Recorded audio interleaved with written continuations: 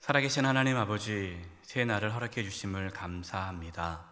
오늘 하루도 하나님과 동행하는 복된 삶이 되게 도와 주시옵소서. 어린 자녀들 건강하고 지혜롭고 성령 충만하게 잘 자라게 도와주시고, 또 학업 중에 있는 자녀들 지혜와 명철을 주시고 진학의 길 열어 주시옵소서. 군 복무 중에 있는 자녀들, 해외 유학 중에 있는 자녀들, 흩어져 있는 성도님들을 눈동자와 지켜주시고 보호하여 주옵소서. 연로하신 성도님들 하나님께서 또 지켜주시고 보호해 주셔서 코로나19에 감염되지 않도록 인도하여 주옵소서. 하나님, 코로나19로 인하여서 여전히 일상생활에 어려움이 있습니다. 하루속히 코로나19가 진정되어져서 일상생활하는 데 어려움이 없도록 도와주시고, 또 이 나라 경제가 회복되게 이끌어 주시옵소서.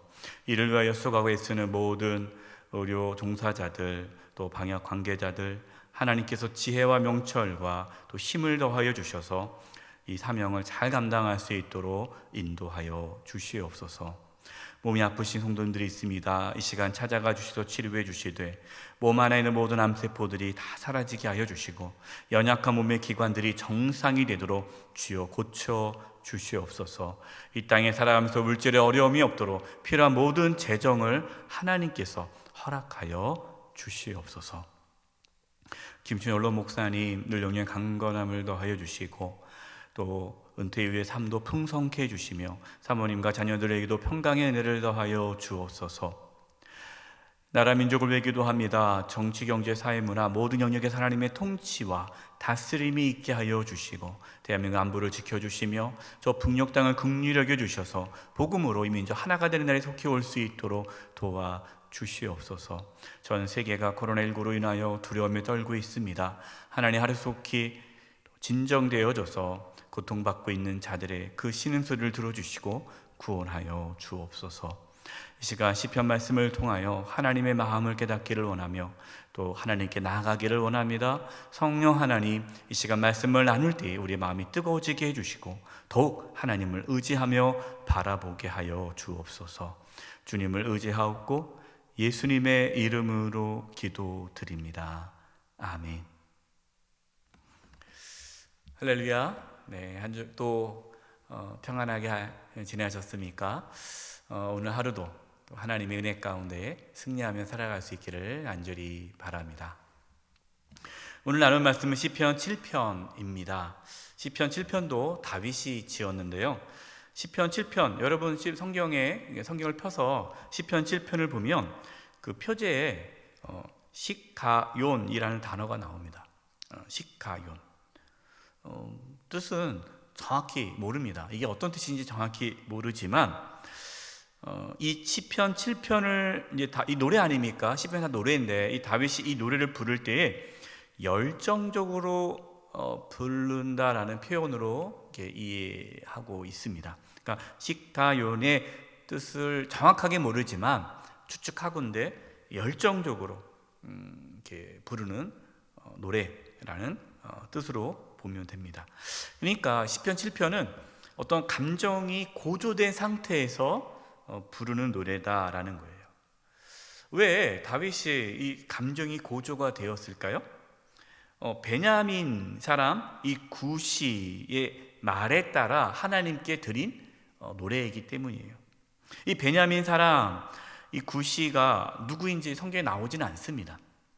그러나 이 구시라는 이 베냐민 사람이 거짓 고소를 해요. 다윗을 거짓 고소를 하는데 그것으로 인해서 다윗이 큰 고통을 당합니다. 그래서 다윗은 하나님 앞에 자신의 무죄함을 고백하면서 자신의 억울함을 풀어주시고 자신의 이 원수, 자기를 해하려는 이 원수의 손에서 자신을 건져줄 것을 간구하는 시편이 시편 7편입니다. 그래서 시편 7편의 이 분위기는 감정이 고조된 상태에서 간절한 마음으로 하나님 앞에 이 억울함을 토로하는 마음으로 불렀던 노래이죠. 1절과 2절을 보겠습니다. 여호와 내 하나님이여, 내가 죽게 피하오니 나를 쫓아오는 모든 자들에게서 나를 구원하여 내소서. 건져낼 자가 없으면 그들이 사자같이 나를 찢고 뜯을까 하나이다. 다윗은 억울한 일을 당할 때에 하나님께 피하였습니다. 하나님 밖에는 자신을 건져주실 분이 없습니다 라고 고백합니다. 이 원수들이 자신을 사자같이 찢을 것이라고 하나님의 구원을 구하고 있습니다. 여러분은 어떠한 어려움을 당했을 때, 특별히 억울한 일을 당했을 때에 어떻게 반응하십니까? 하나님께 피할 수 있기를 바랍니다. 하나님께 피하는 거예요. 하나님 밖에는 우리를 건져주실 분이 없다라고 믿고 하나님을 바라보아야 합니다. 다윗은 하나님의 구원을 구하면서 자신의 무죄함을 변호하고 있습니다. 3절, 4절, 5절인데요. 이 3절, 4절, 5절 말씀을 표준 세번역으로 제가 읽어드리겠습니다. 주 나의 하나님, 내가 이런 일을 했다면, 내가 이런 일을 했다면 내가 당연히 벌을 받아야 되겠습니다 라는 거예요. 내가 이런 일을 했다면 어떤 일입니까? 내가 불의한 뇌물을 받았거나 4절, 화해한 다음에 모질게 안갚음을 했거나, 겉으로는 화해했어요. 그러고 나서 뒤에서 이렇게 안갚음을 했거나, 내 대적자라고 하여 까닭없이 그를 약탈했다면, 5절, 원수들이 나를 뒤쫓아와서 내 생명을 덮쳐서 땅에 짓밟고 내 영광 먼지 속에 뒹굴게 하여도 나는 좋습니다.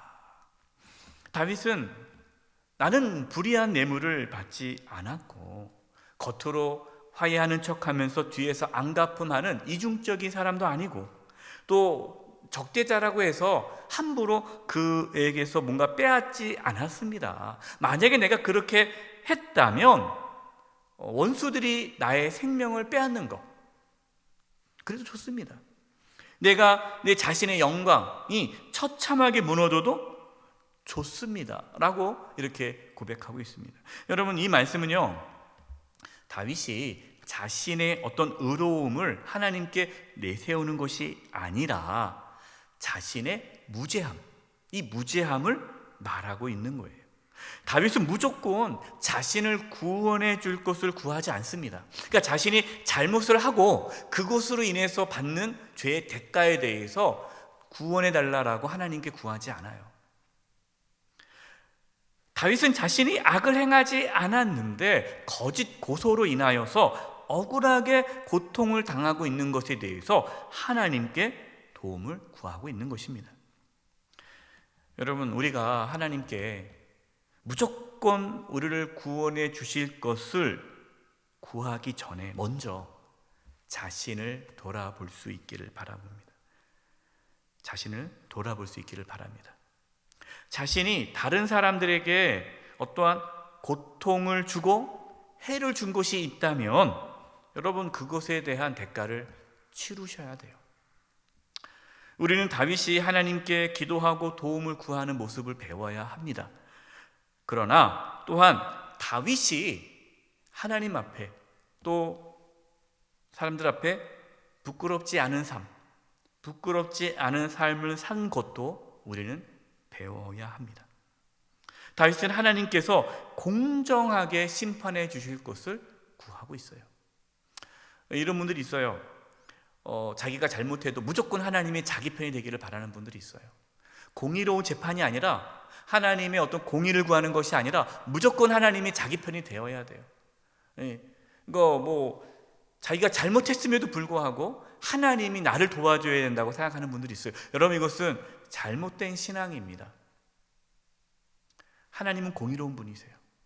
하나님은 재판관이세요. 그렇기 때문에 우리는 단순히 하나님을 내 편으로 끌어올려고 하나님을 붙잡는 것이 아니라 하나님 앞에 바로 서야 되고, 또 정말로 내가 하나님 앞에 공의롭게 살려고 애써야 돼요. 8절과 9절입니다. 여호와께서 만민에게 심판을 행하시오니 여호와여, 나의 의와 나의 성실함을 따라 나를 심판하소서. 그냥 다윗이 그냥 하나님 나를 도와주세요, 나를 살려주세요, 나를 이렇게 구해주세요, 그것이 아니라 의와 성실함을 따라서 나를 심판해 달라라고 합니다. 9절입니다. 악인의 악을 끊고 의인을 세우소서. 의로우신 하나님이 사람의 마음과 양심을 감찰하시나이다. 하나님은 심판주이세요. 당장에는 악인들이 잘 되는 것처럼 보이지만 하나님의 심판은 반드시 있습니다. 하나님께서는 의로운 재판관이시기 때문에 겉만 보시고 판단하지 않으십니다. 하나님은 사람의 마음과 양심을 감찰하십니다. 그렇기 때문에 여러분, 억울한 일을 당할 때 너무 속상해하지 마세요. 하나님께서 다 아십니다. 10절입니다. 나의 방패는 마음이 정직한 자를 구원하시는 하나님께 있도다. 다윗은 마음이 정직한 자를 구원하시는 하나님이 자신의 방패가 되심을 고백하고 있어요. 그러니까 하나님이 무조건 자신의 방패가 되셔야 한다고 떼쓰지 않습니다. 하나님은 마음이 정직한 자의 방패가 되어 주십니다. 11절입니다. 하나님은 의로우신 재판장이시며 매일 분노하시는 하나님이시로다. 하나님께서는 매일 분노하신다. 여러분, 이것을 하나님이 다혈질이시네, 하나님은 화를 잘 내시네, 이 표현이 아니라 매일 분노하시는 분이다라는 이 말씀은요, 하나님은 항상 의롭게 재판하셔서 악인을 심판하신다라는 뜻이에요. 하나님은 그냥 넘어가지 않으십니다. 그렇기 때문에 회개하고 하나님께로 돌아가는 것이 살 길입니다. 12절 13절이에요. 사람이 회개하지 아니하면 그가 그의 칼을 가시며 그의 활을 이미 당기어 예비하셨도다. 죽일 도구를 또한 예비하시며 그가 만든 화살은 불화살들이로다. 하나님께서 사람이 회개하지 않으면 칼을 가신다는 거예요. 하나님은 칼을 가시고 활을 이미 당기고 있어요. 예비하고 계신다는 거예요. 그래서 회개하지 않으면 하나님의 심판이 임한다라는 거예요. 여러분, 우리가 어떠한 죄를 지었다면요, 회개해야 합니다. 그냥 넘어가서는 안 돼요. 하나님은 용서의 하나님이야, 하나님은 사랑의 하나님이야. 그래서요, 회개하지 않고, 죄를 짓고도 회개하지 않고 그냥 대수롭지 않게 살아가는 분들이 있어요. 하나님의 말씀을 들어도 회개하지 않아요. 자기가 죄가 드러나도 그냥 회개하지 않고 덮어버려요. 대수롭지 않게 생각해요. 나만 죄 졌나? 다 죄 짓고 사는 거지? 하면서 죄에 대해서 둔감한 분들이 있어요. 회개하지 않는 분들이 있어요. 여러분, 하나님의 심판의 칼, 하나님의 심판의 활이 준비되어 있어요. 하나님의 심판의 칼이 내리치고 심판의 화살이 날아오기 전에 회개하셔야 됩니다. 여러분, 회개하셔야 살 수 있어요. 15절 16절입니다. 그가 웅덩이를 파 만듦이요 재가 만든 함정에 빠졌도다.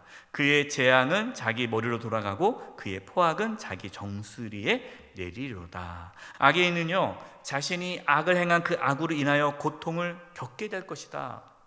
뿌린 대로 거둔다라는 말씀이에요. 저와 여러분, 하나님 앞에 부끄러울 것이 없도록 정직함과 의로움을 뿌릴 수 있기를 바랍니다. 뿌린 대로 거두는 거예요. 자신의 삶을 돌아보고 회개할 것이 있다면 여러분, 회개할 수 있기를 바랍니다. 하나님을 너무 이렇게 만만하게 생각해서는 안 돼요. 대수롭지 않게 생각해서는 안 돼요. 우리 철저하게 회개하고 하나님 앞에 몸부림치셔야 돼요. 또 우리가 살다 보면 억울한 일을 당할 때가 있어요. 여러분, 억울한 일을 당할 때에 하나님을 바라보십시오. 하나님 모든 걸 다 아십니다. 모든 걸 다 아시는 하나님께 맡기고 끝까지 믿음의 길을 걸어갈 수 있기를 바랍니다. 오늘도 의로우신 재판관이신 하나님을 방패로 삼아 살아갈 수 있기를 간절히 축원드립니다. 기도하겠습니다. 하나님 아버지, 저희가 어떠한 어려움을 당할 때에, 또 억울한 일을 당할 때에 우리의 모든 것을 아시는 하나님께 내어놓게 해주시고, 하나님이 의로운 재판관임을 믿고 하나님 앞에 바로 설 수 있는 저희들 되게 도와 주시옵소서. 회개할 것은 회개하고 하나님 앞에 정직하게 나아갈 수 있는 저희들 되게 도와주셔서 정직한 자의 방패가 되신 하나님을 오늘도 만나게 하여 주옵소서. 예수님의 이름으로 기도드립니다. 아멘.